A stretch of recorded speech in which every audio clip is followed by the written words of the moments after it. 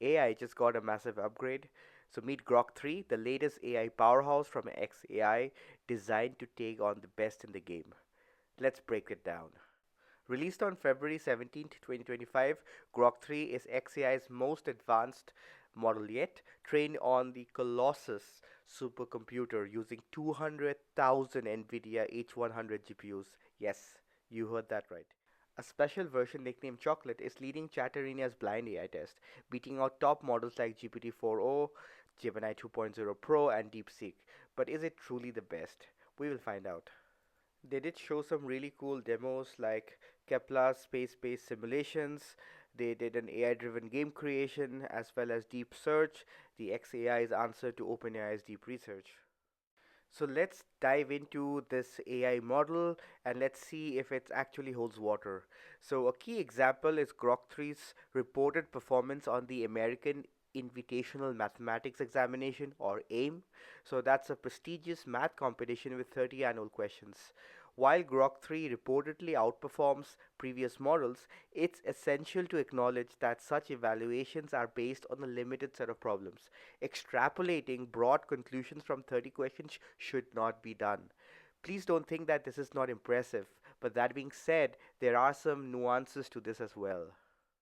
So a particularly interesting observation here is that the use of the light blue shade that makes Grok 3 reach 93.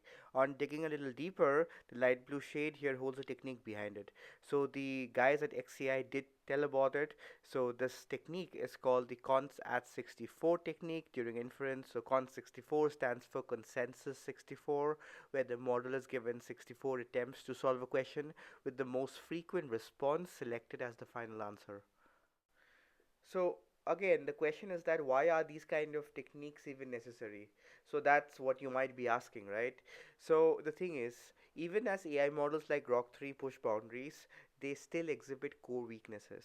And these AI models are fundamentally pattern recognition systems. So no matter how great they appear to look, and because of this pattern recognition form of intelligence, these models show its brittle nature in some tasks, and that can be simply solved by even a pocket calculator. What do I mean by that? So in a recent tweet, it was reported that O1 Mini struggled with simple arithmetic beyond a 13 cross 13 multiplication table.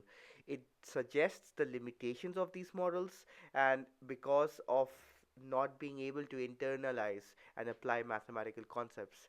That said, while they fall in the multiplication, nonetheless, AI is proving highly useful in specific applications. A notable example is NVIDIA's DeepSeek R1, which enhances GPU kernel generation using inference time scaling. This technique optimizes computational workloads by incorporating verification systems, showing that AI can achieve impressive results when integrated with structured oversight mechanism. So this is the funny thing about these models. They fail at basic multiplication, but on the other hand, they can also optimize kernel code of GPUs. That's tricky, right?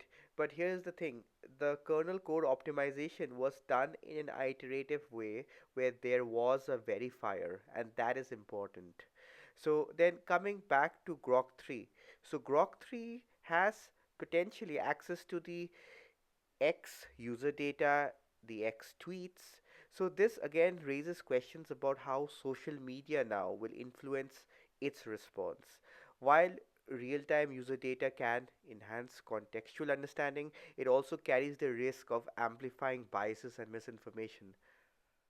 For instance, if everybody on social media, irrespective of which platform you're in, overwhelmingly promotes a flat earth theory, an AI model trained on such data without robust verification in place might incorrectly reflect this perspective that the earth is indeed flat.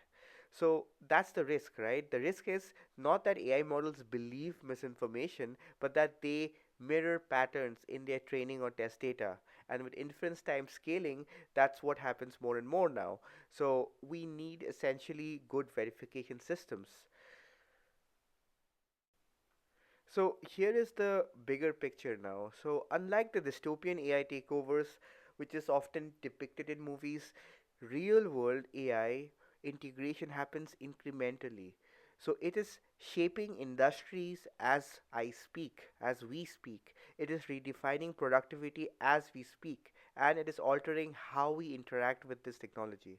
So let's take the example of software engineers. When was the last time you wrote an entire piece of code without an AI assisted suggestions?